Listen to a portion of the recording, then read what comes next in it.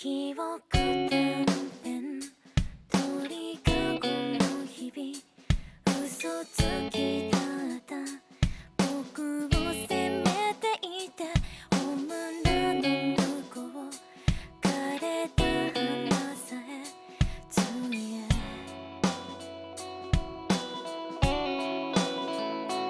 戸惑いながら飛び立つ姿佇む僕は過去だけ重ねて思い出さえもいずれなくして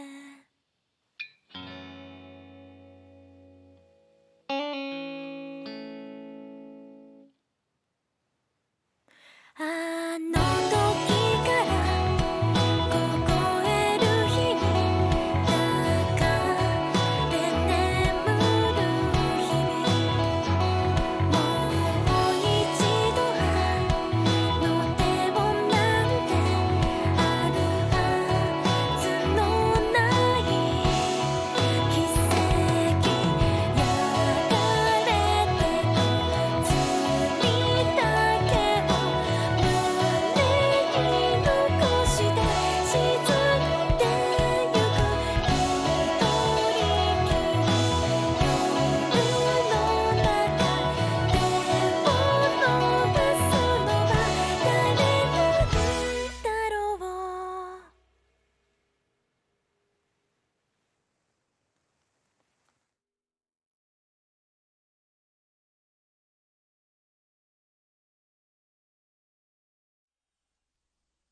I didn't quite know why, but reading that eased my confusions. I read it over until I knew it with my eyes closed. The name of the town was Troy, and the pasture there promised to be as good to us as the hayfield in Ferris had been. But in Ferris I had felt a certain calm, and here was a tension in the air that I didn't like at all. The flying that was a once-in-a-lifetime adventure to our passengers was for me routine, overshadowed by that strange uneasiness. My adventure was this character I was flying with, the impossible way he made his airplane go, and the odd things that he had said to explain it. The people of Troy were no more stunned by the miracle of the traveler's flight than I would have been had some town bell rung at noon that hadn't rung for 60 years. They didn't know that it was impossible for what was happening to happen. "Thanks for the ride," they said, and "Is this all you do for a living? Don't you work somewhere?" And "Why'd you pick a little place like Troy?" And "Jerry, your farm's no bigger than a shoebox." We had a busy afternoon. There were lots of people coming out to fly, and we were going to make a lot of money. Still, part of me began to say, get out, get away from this place.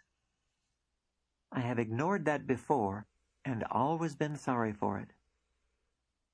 About 3 o'clock, I had shut down my engine for gas, walked twice back and forth from the Skelly station with 2 5-gallon cans of car gas, when it struck me that not once had I seen the Travelair refuel. Shimoda hadn't put gas in his plane since some time before Ferris, and I had watched him fly that machine for 7 hours now, going on 8. Without another drop of gas or oil. And though I knew that he was a good man and wouldn't hurt me, I was frightened again. If you really stretch it, throttle back to minimum revolutions and mixture dead lean in cruise, you can make a Travelair run 5 hours at the outside, but not 8 hours of takeoffs and landings. He flew steadily on, ride after ride, while I poured the regular into my center section tank and added a quart of oil to the engine. There was a line of people waiting to fly. It was as if he didn't want to disappoint them. I caught him, though, as he helped a man and wife into the front cockpit of his plane. I tried to sound just as calm and casual as I could. "Don, how you doing on fuel? Need any gas?" I stood at his wingtip with an empty 5-gallon can in my hand. He looked straight into my eyes and he frowned, puzzled, as though I had asked if he needed any air to breathe. "No," he said, and I felt like a slow first grader at the back of the classroom. No, Richard, I don't need any gas. It annoyed me. I know a little bit about airplane engines and fuel. Well then, I flared at him, how about some uranium? He laughed and melted me at once. No thanks. I filled it last year. And then he was in his cockpit and gone with his passengers in that supernatural slow-motion takeoff. I wished first that the people would go home, then that we would get out of here fast, people or not, then that I would have the sense to get out of there alone at once. All I wanted was to take off and find a big empty field far away from any town and just sit and think and write what was happening in my journal, make some sense out of it. I stayed out of the fleet, resting till Shimoda landed again. Then I walked to his cockpit, there in the propeller blast of the big engine. I've flown about enough, Don. Going to be on my way. Land out from towns and be a little less busy for a while. It's been fun flying with you. See you again sometime, okay? He didn't blink. One more flight and I'll be with you. Guy's been waiting. All right. The guy was waiting in a battered wheelchair, rolled down the block to the field. He was kind of smashed down and twisted into the seat as if by some high-gravity force, but he was here because he wanted to go flying. There were other people around, 40 or 50, some in, some out of their cars, watching curiously how Don would get the man from the chair into the plane. He didn't think about it at all. Do you want to fly? The man in the wheelchair smiled a twisted smile and nodded sideways. Let's go, let's do it, Don said quietly, as though he was talking to someone who had waited on the sidelines a long while, whose time had come to go into the game again. If there was anything strange about that moment, looking back on it, it was the intensity with which he spoke. It was casual, yes, but it was a command, too, that expected the man to get up and get into the plane, no excuses. What happened then, it was as if the man had been acting and finished the last scene of his crippled invalid part. It looked staged. The high gravity broke away from him as though it was never there. He launched off the chair at a half-run, amazed at himself, toward the traveler. I was standing close and heard him. "What did you do?" he said. "What did you do to me?" "Are you going to fly or not going to fly?" Don said. "The price is $3. Pay me before takeoff, please." "I'm flying," he said. Shimoda didn't help him into the front cockpit the way he usually helped his passengers. The people in the cars were out of the cars. There was an odd murmur from the watchers and then shocked silence. The man hadn't walked since his truck went off a bridge 11 years before. Like a kid putting on bedsheet wings, he hopped to the cockpit and slid down into the seat, moving his arms a lot as though he had just been given arms to play with. Before anybody could talk, Don pressed the throttle and the traveler rolled up into the air, steep turning around the trees and climbing like fury. Can a moment be happy and at the same time terrifying? There followed a lot of moments like that. It was wonder at what could only be called a miraculous healing to a man who looked like he deserved it, and at the same time something uncomfortable was going to happen when those two came down again. The crowd was a tight knot waiting, and a tight knot of people is a mob, and that is not good at all. Minutes ticked, eyes bored into that little biplane flying so carefree in the sun, and some violent thing was set to go off. The traveler flew some steep lazy-eights, a tight spiral, and then it was floating over the fence like a slow, noisy flying saucer to land. If he had any sense at all, he would let his passenger off at the far side of the field, take off fast, and disappear. There were more people coming, another wheelchair, pushed by a lady running. He taxied toward the crowd, spun the plane about to keep the propeller pointing away, shut down the engine. The people ran to the cockpit, and for a minute I thought they were going to tear fabric from the fuselage to get at the two. Was it cowardly? I don't know. I walked to my airplane, pumped the throttle and primer, pulled the propeller to start the engine. Then I got into the cockpit and turned the fleet into the wind and took off. The last I saw of Donald Shimoda, he was sitting on the rim of his cockpit, and the mob had him surrounded. I turned east, then southeast, and after a while the first big field I found with trees for shade and a stream to drink from, I landed for the night.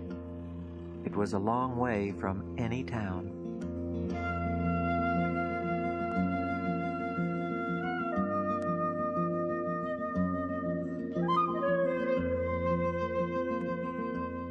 To this day, I can't say what it was came over me.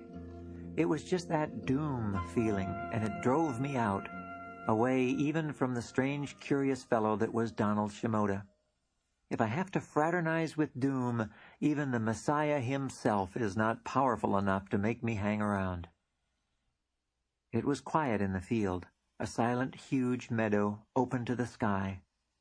The only sound a little stream I had to listen pretty hard to hear. Lonely again. A person gets used to being alone, but break it just for a day, and you have to get used to it again, all over from the beginning. Okay, so it was fun for a while, I said aloud to the meadow. It was fun, and maybe I had a lot to learn from the guy. But I get enough of crowds, even when they're happy. If they're scared, they're either going to crucify somebody or worship him. I'm sorry, that's too much. Saying that caught me short. The words I had said could have been Shimoda's exactly. Why did he stay there? I had the sense to leave, and I was no Messiah at all. Illusions. What did he mean about illusions? That mattered more than anything he had said or done. Fierce he was when he said, "It's all illusions," as though he could blast the idea into my head with sheer force. It was a problem, all right, and I needed its gift, but I still didn't know what it meant. I got a fire going after a while, cooked me up a kind of leftover goulash of bits and pieces of soybean meat and dry noodles and 2 hot dogs from 3 days ago that boiling should have been good for. The tool bag was crushed alongside the grocery box, and for no reason I fetched out the 9/16 and looked at it, wiped it clean, and stirred the goulash with it. I was alone, mind you, no one to watch, so for fun I tried floating it in the air the way he had done it. If I tossed it right straight up and blinked my eyes when it stopped going up and started coming down, I got a half-second feeling that it was floating. But then it thunked back down on the grass or on my knee, and the effect was shattered fast. But this very same wrench, how did he do it? If that's all illusion, Mr. Shimoda, then what is it that is real? And if this life is illusion, why do we live it at all? I gave up at last, tossed the wrench a couple more times, and quit. And quitting was suddenly glad, all at once happy, that I was where I was and knew what I knew, even though it wasn't the answer to all existence or even a few illusions. When I'm alone sometimes I sing. "Oh, me and old paint," I sang, patting the wing of the fleet in true love for the thing. Remember, there was nobody to hear. "We'll wander the sky, hoppin' round hayfields till one of us gives in." Music and words both I compose as I go along. "And it won't be me giving in, paint, unless you break a spar, and then I'll just tie you up with baling wire, and we'll go flying on. We'll go flying on." The verses are endless when I get going and happy, since the rhyming isn't that critical. I had stopped thinking about the problems of the Messiah. There was no way I could figure who he was or what he meant, and so I stopped trying, and I guess that's what made me happy. Long about 10 o'clock the fire ran down, and so did my song. "Wherever you are, Donald Shimoda," I said, unrolling my blanket under the wing, "I wish you happy flying and no crowds, if that is what you want. No, I take that back. I wish, dear lonely Messiah, that you find whatever it is that you want to find." His handbook fell out of the pocket as I took off my shirt, and I read it where it opened. "The bond that links your true family is not one of blood, but of respect and joy in each other's life. Rarely do members of one family grow up under the same roof. I didn't see how that applied to me, and reminded myself never to let a book replace my own thinking. I rustled down under the blanket, and then I was out like a bulb turned off, warm and dreamless under the sky, and under several thousand stars that were illusions maybe, but pretty ones for sure. When I came conscious again, it was just sunrise, rose light and gold shadows. I woke not because of the light, but because something was touching my head ever so gently. I took it for a hay stem floating there. Second time I knew it was a bug, swatted wildly and nearly broke my hand. A 9/16 end wrench is a hard chunk of iron to swat full speed, and I woke up fast. The wrench bounced off the aileron hinge, buried itself for a moment in the grass, then floated grandly to hover in the air again.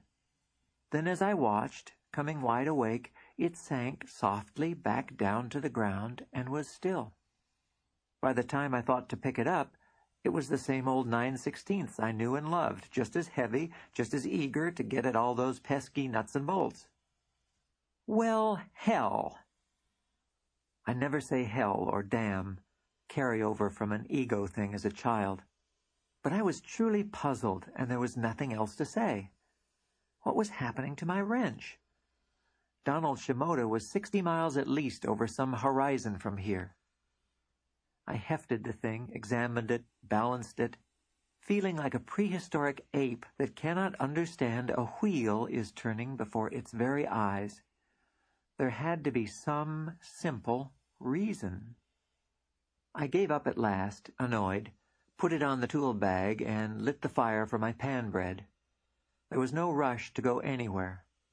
Might stay here all day if I felt like it. The bread had risen well in the pan, was just ready to be turned, when I heard a sound in the sky to the west.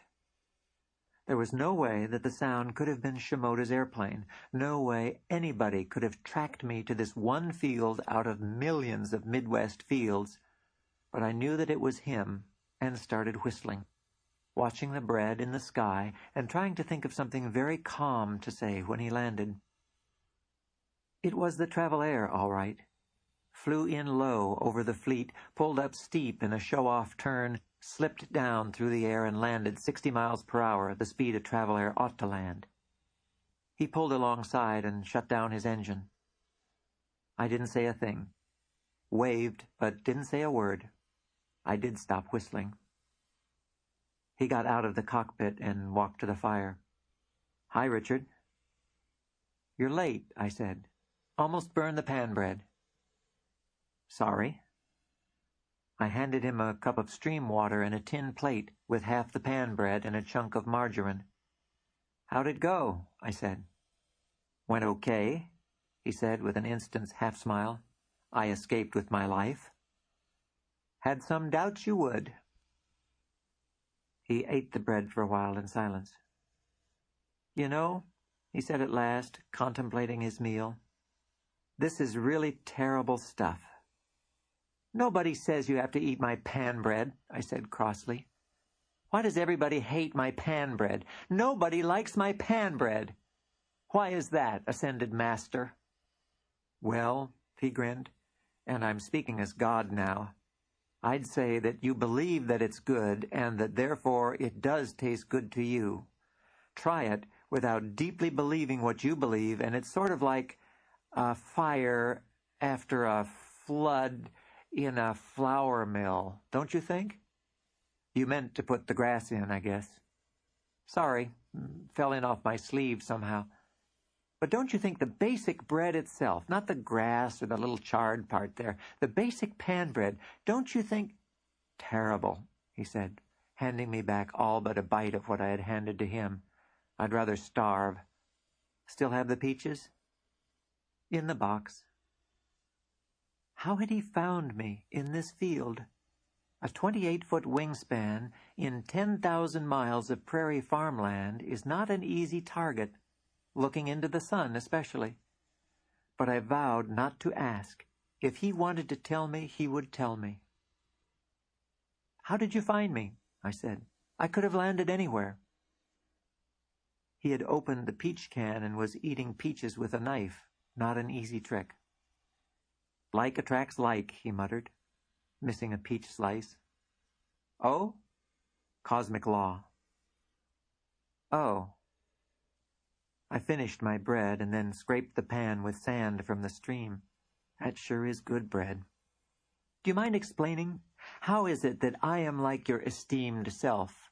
Or did by like you mean the airplanes are alike, sort of?" "We miracle workers got to stick together," he said. The sentence was both kind and horrifying, the way he said it.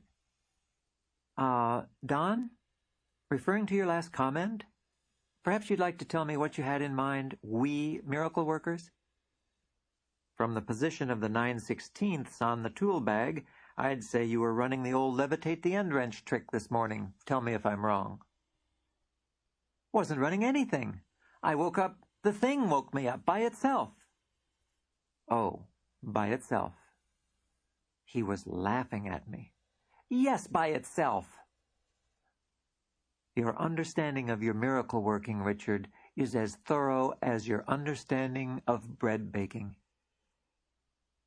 I didn't reply to that, just eased myself down in my bedroll and was quiet as could be. If he had something to say, he could say it in his own good time. Some of us start learning these things subconsciously. Our waking mind won't accept it, so we do our miracles in our sleep. He watched the sky and the first little clouds of the day. "Don't be impatient, Richard. We're all on our way to learning more. It will come to you a little faster now, and you'll be a wise old spiritual maestro before you know it." "What do you mean before I know it? I don't want to know it. I don't want to know anything." "You don't want to know anything." "Well, I want to know why the world is and what it is and why I live here and where I'm going next. I want to know that. How to fly without an airplane, if I had a wish." "Sorry." "Sorry what?" "Doesn't work that way. If you learn what this world is, how it works, you automatically start getting miracles, what will be called miracles. But of course, nothing is miraculous. Learn what the magician knows and it's not magic anymore." He looked away from the sky. "You're like everybody else. You already know this stuff. You're just not aware that you know it yet." "I don't recall," I said. "I don't recall your asking me whether I want to learn this thing, whatever it is that has brought you crowds and misery all your life. Seems to have slipped my mind." Soon as I said the words, I knew that he was going to say I'd remember later and that he'd be right. He stretched out in the grass, the last of the flour in its bag for a pillow. "Look, you don't worry about the crowds. They can't touch you unless you want them to. You're magic, remember? Foof, you're invisible, and walk through the doors." "Crowd got you at Troy, didn't it?" "Did I say I didn't want them to? I allowed that. I liked it. There's a little ham in all of us, or we'd never make it as masters." "But didn't you quit? Didn't I read? The way things were going, I was turning into the one and only full-time Messiah, and that job I quit cold. But I can't unlearn what I've spent lifetimes coming to know, can I?" I closed my eyes and crunched a hay stem. "Look, Donald, what are you trying to tell me? Why don't you come right out and say what is going on?" It was quiet for a long time, and then he said, "Maybe you ought to tell me. You tell me what I'm trying to say, and I'll correct you if you're wrong."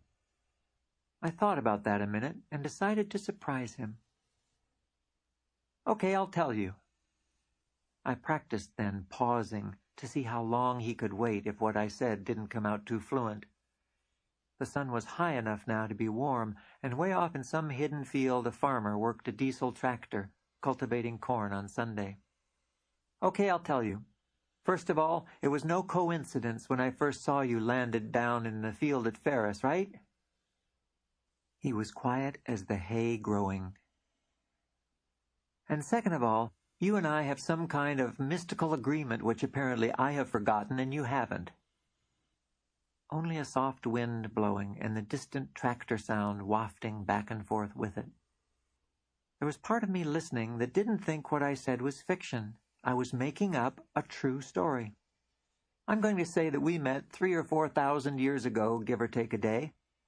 We like the same kind of adventures. We probably hate the same sort of destroyers. Learn with about as much fun, about as fast as each other. You've got a better memory. Our meeting again is what you mean by like attracts like, that you said. I picked a new hay stem. How am I doing? For a while I thought it was going to be a long haul, he said. It is going to be a long haul, but I think there's a slim outside chance that you might make it this time. Keep talking. For another thing, I don't have to keep talking, because you already know what things people know. But if I didn't say these things, you wouldn't know what I think that I know, and without that, I can't learn any of the things I want to learn. I put down my hay stem. What's in it for you, Don? Why do you bother with people like me?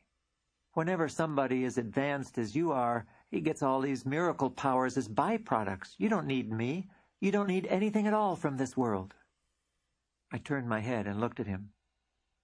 His eyes were closed. Like gas in the travel air, he said. Right, I said. So all there is left in the world is boredom. There are no adventures when you know that you can't be troubled by anything on this earth. Your only problem is that you don't have any problems. That, I thought, was a terrific piece of talking. You missed there, he said. Tell me why I quit my job. Do you know why I quit the Messiah job? Crowds, you said. Everybody wanting you to do their miracles for them. Yeah, not the first, the second. Crowdophobia is your cross, not mine. It's not crowds that wear me. It's the kind of crowd that doesn't care at all about what I came to say. You can walk New York to London on the ocean. You can pull gold coins out of forever and still not make them care, you know? When he said that, he looked lonelier than I had ever seen a man still alive. He didn't need food or shelter or money or fame. He was dying of his need to say what he knew, and nobody cared enough to listen. I frowned at him so as not to cry. Well, you asked for it, I said. If your happiness depends on what somebody else does, I guess you do have a problem. He jerked his head up and his eyes blazed as though I had hit him with a wrench. I thought all at once that I would not be wise to get this guy mad at me. A man fries quick struck by lightning. Then he smiled, that half-second smile. You know what, Richard? He said slowly. You are right. He was quiet again, tranced almost by what I had said. Not noticing, I went on talking to him for hours about how we had met and what there was to learn, all these ideas firing through my head like morning comets and daylight meteors. He lay very still in the grass, not moving, not saying a word. By noon I finished my version of the universe and all things that dwelled therein. And I feel like I've barely begun, Don. There's so much to say. How do I know all this? How come is that? He didn't answer. If you expect me to answer my own question, I confess that I do not know. Why can I say all these things now when I've never even tried before? What has happened to me? No answer. Don? It's okay for you to talk now, please. He didn't say a word. I had explained the panorama of life to him, and my Messiah, as though he had heard all he needed in that one chance word about his happiness, had fallen fast asleep. Wednesday morning, it's 6 o'clock, I'm not awake, and whoom, there's this enormous noise, sudden and violent as some high-explosive symphony, instant thousand-voice choirs, words in Latin, violins and timpani and trumpets to shatter glass. The ground shuddered, the fleet rocked on her wheels, and I came out from under the wing like a 400-volt cat, fur straight out, exclamation points. The sky was cold fire sunrise, the clouds alive in wild paint, but all of it blurred in the dynamite crescendo. "Stop it! Stop it! Off the music! Off it!" Shimoda yelled so loud and so furious I could hear him over the din, and the sound stopped at once, echoes rolling off and away and away and away. Then it was a gentle, holy song, quiet as the breeze, Beethoven in a dream. He was unimpressed. "Look," I said, "off it!" The music stopped. "Woof," he said. I just looked at him. "There is a time and a place for everything, right?" he said. "Well, time and place, well, a little celestial music is fine in the privacy of your own mind and maybe on special occasions, but the first thing in the morning and turned up that loud, what are you doing?"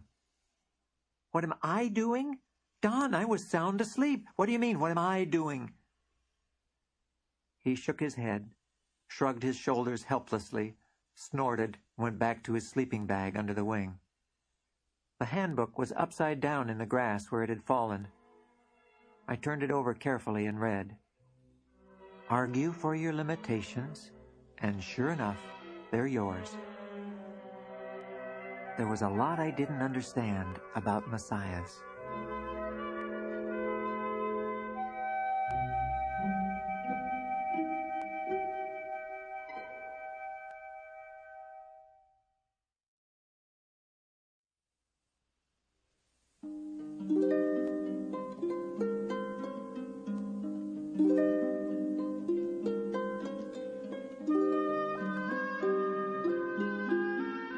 We finished the day in Hammond, Wisconsin, flying a few Monday passengers.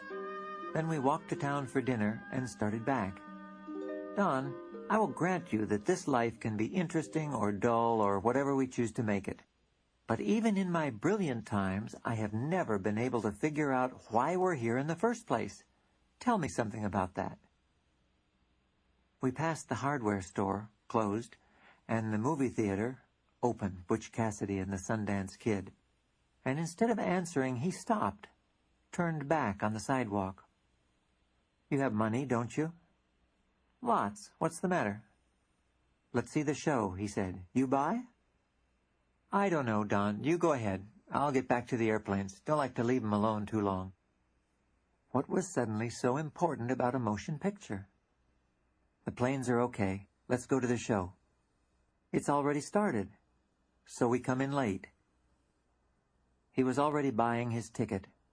I followed him into the dark, and we sat down near the back of the theater. There might have been 50 people around us in the gloom.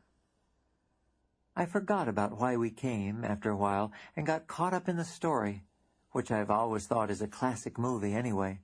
This would be my third time seeing Sundance.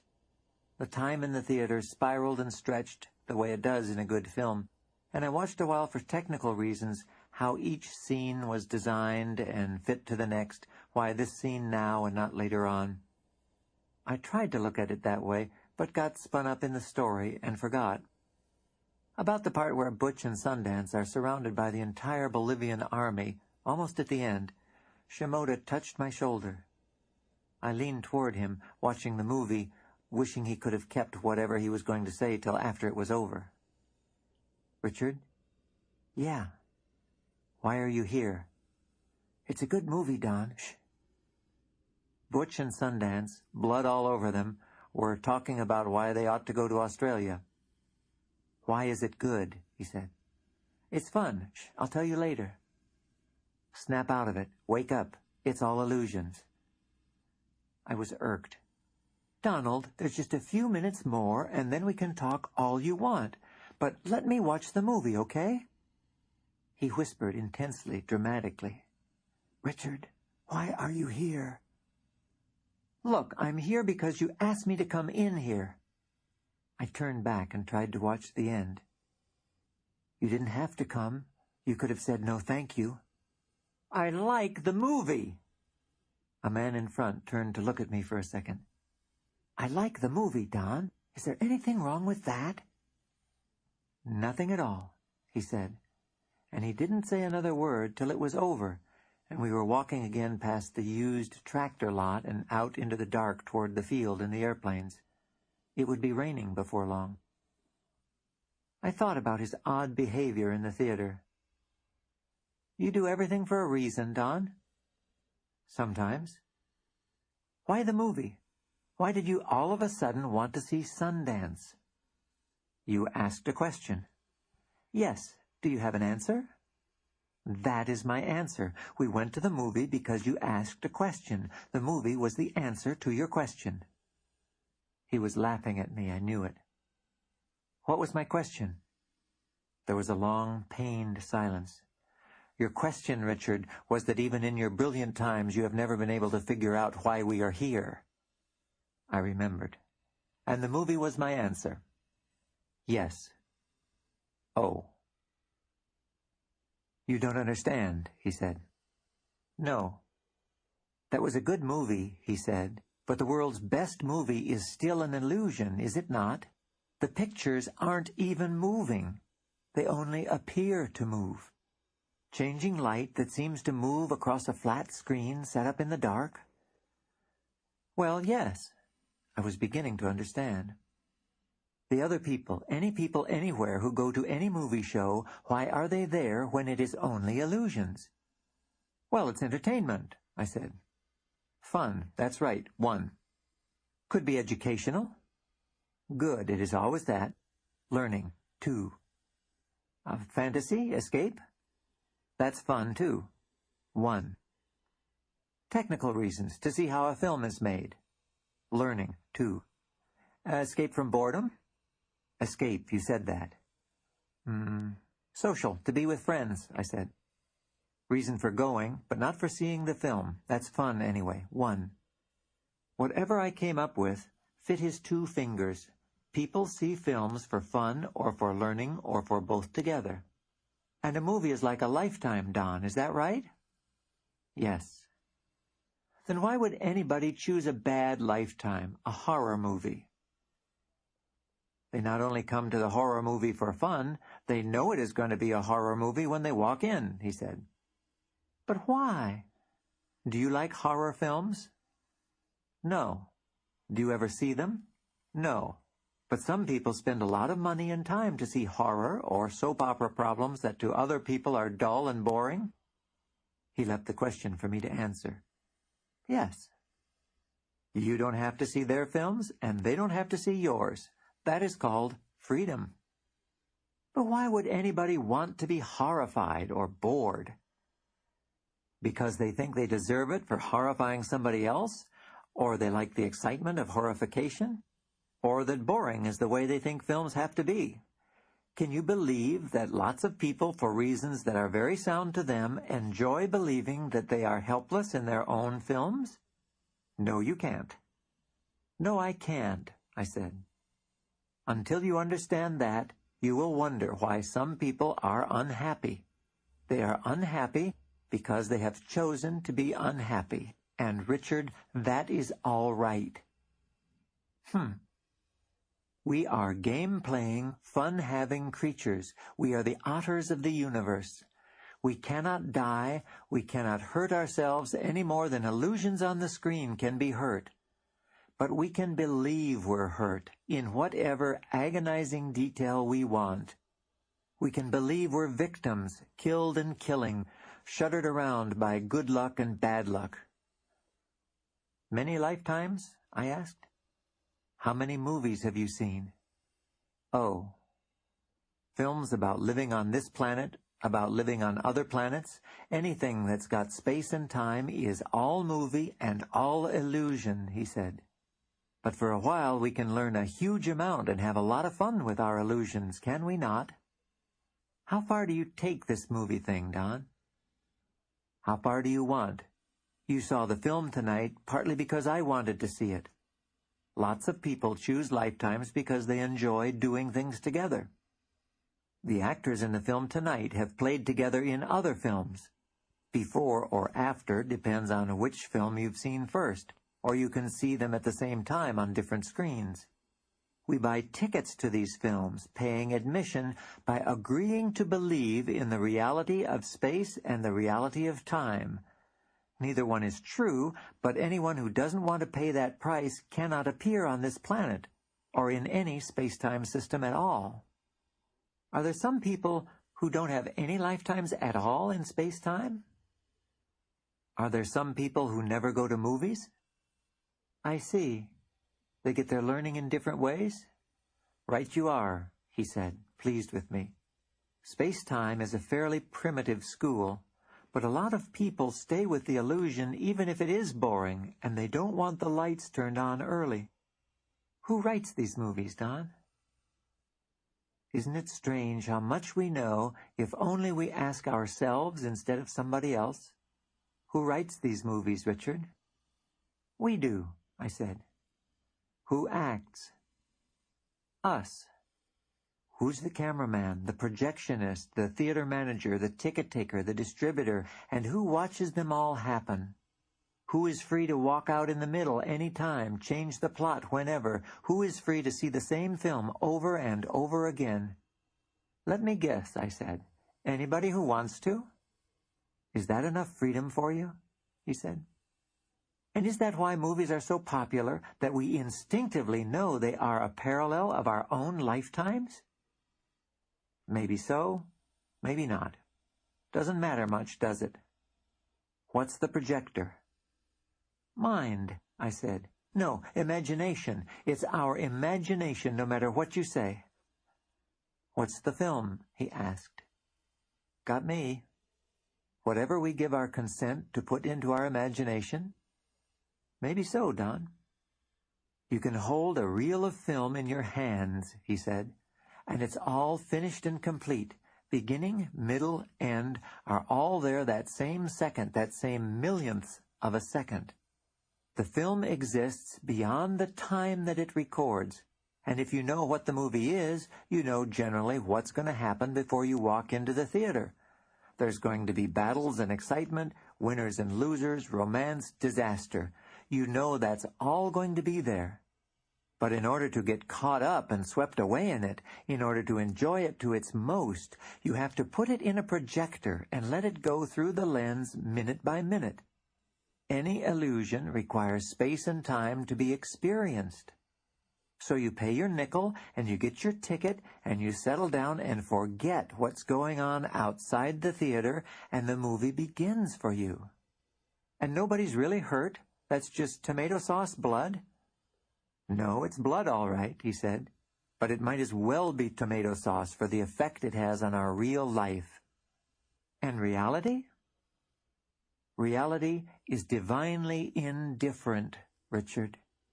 A mother doesn't care what part her child plays in his games, one day bad guy, next day good guy. The is doesn't even know about our illusions and games. It only knows itself, and us in its likeness, perfect and finished. I'm not sure I want to be perfect and finished. Talk about boredom. Look at the sky, he said. And it was such a quick subject change that I looked at the sky. There was some broken cirrus way up high, the first bit of moonlight silvering the edges. Pretty sky, I said. Is it a perfect sky? Well, it's always a perfect sky, Don. Are you telling me that even though it's changing every second, the sky is always a perfect sky? Gee, I'm smart. Yes. And the sea is always a perfect sea, and it's always changing too, he said. If perfection is stagnation, then heaven is a swamp, and the is ain't hardly no swamp cookie. Isn't hardly no swamp cookie, I corrected absently. Perfect, and all the time changing. Yeah, I'll buy that. You bought it a long time ago, if you insist on time. I turned to him as we walked. Doesn't it get boring for you, Don, staying on just this one dimension? Oh, am I staying on just this one dimension, he said. Are you? Why is it that everything I say is wrong? Is everything you say wrong, he said. I think I'm in the wrong business. You think maybe real estate, he said. Real estate or insurance. There's a future in real estate if you want one. "Okay, I'm sorry," I said. "I don't want a future or a past. I'd just as soon become a nice old master of the world of illusion. Looks like maybe in another week." "Well, Richard, I hope not that long." I looked at him carefully, but he wasn't smiling. The days blurred one into another. We flew as always, but I had stopped counting summer by the names of towns or the money we earned from passengers. I began counting the summer by the things I learned, the talks we had when flying was done, and by the miracles that happened now and then along the way to the time I knew at last that they aren't miracles at all. "Imagine the universe beautiful and just and perfect," the handbook said to me once. "Then be sure of one thing. The Is has imagined it quite a bit better than you have." The afternoon was quiet, an occasional passenger now and then. Time between, I practiced vaporizing clouds. I have been a flight instructor, and I know that students always make easy things hard. I do know better, yet there I was, a student again, frowning fiercely at my cumulus targets. I needed more teaching for once than practice.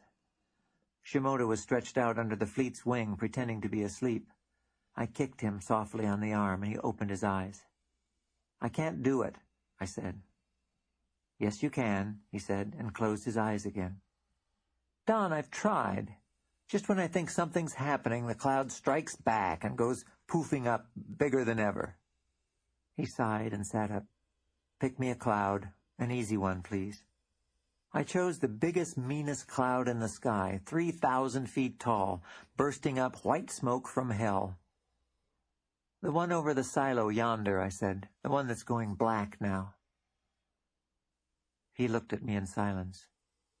"Why is it you hate me?" "It's because I like you, Don, that I ask these things," I smiled. "You need challenge. If you'd rather, I could pick something smaller." He sighed again and turned back to the sky. "I'll try. Now, which one?" I looked, and the cloud, the monster with its 1,000,000 tons of rain, was gone. Just an ungainly blue sky hole where it had been. "Yike," I said quietly. "A job worth doing," he quoted. "No, much as I would like to accept the praise which you heap upon me, I must in all honesty tell you this. It's easy." He pointed to a little puff of a cloud overhead. "There, your turn. Ready? Go." I looked at the wisp of a thing, and it looked back at me. I thought it gone, thought an empty place where it was, poured visions of heat rays up at it, asked it to reappear somewhere else, and slowly, in 1 minute, in 5, in 7, the cloud at last was gone. Other clouds got bigger, mine went away. "You're not very fast, are you?" he said. "That was my first time. I'm just beginning, up against the impossible, well, the improbable, and all you can think to say is I'm not very fast. That was brilliant, and you know it." "Amazing. You were so attached to it, and still it disappeared for you." "Attached? I was whacking that cloud with everything I had, fireballs, laser beams, vacuum cleaner a block high. Negative attachments, Richard. If you really want to remove a cloud from your life, you do not make a big production out of it. You just relax and remove it from your thinking. That's all there is to it. A cloud does not know why it moves in just such a direction and at such a speed, was what the handbook had to say. It feels an impulsion. This is the place to go now. But the sky knows the reasons and the patterns behind all clouds, and you will know too when you lift yourself high enough to see beyond horizons.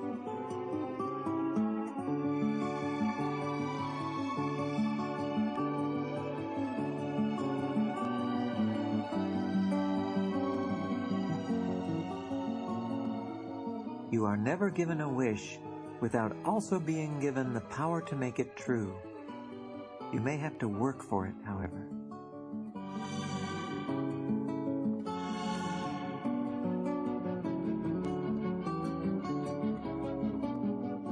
We had landed in a huge grazing place next to a 3-acre horse pond, away from towns, somewhere along the line between Illinois and Indiana.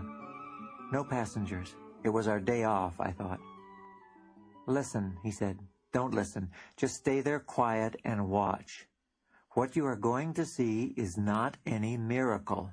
Read your atomic physics book. A child can walk on water." He told me this, and as though he didn't notice the water was even there, he turned and walked out some yards from shore on the surface of the horse pond. What it looked like was that the pond was a hot summer mirage over a lake of stone. He stood firm on the surface. Not a wave or ripple splashed over his flying boots. "Here," he said, "come do it." I saw it with my eyes. It was possible, obviously, because there he stood. So I walked out to join him. It felt like walking on clear blue linoleum, and I laughed. "Donald, what are you doing to me?" "I am merely showing you what everybody learns sooner or later," he said, "and you're handy now. But look, the water can be solid." He stamped his foot, and the sound was leather on rock. "Or not." He stamped again, and water splashed over us both. "Got the feel of that? Try it." How quickly we get used to miracles.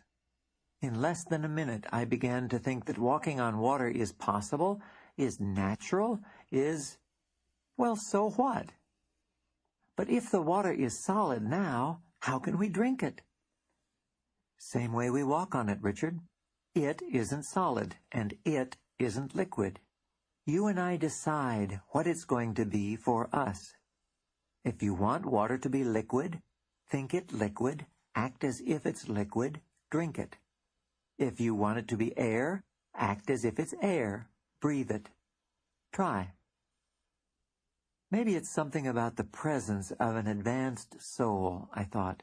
Maybe these things are allowed to happen in a certain radius, 50 feet in a circle around them.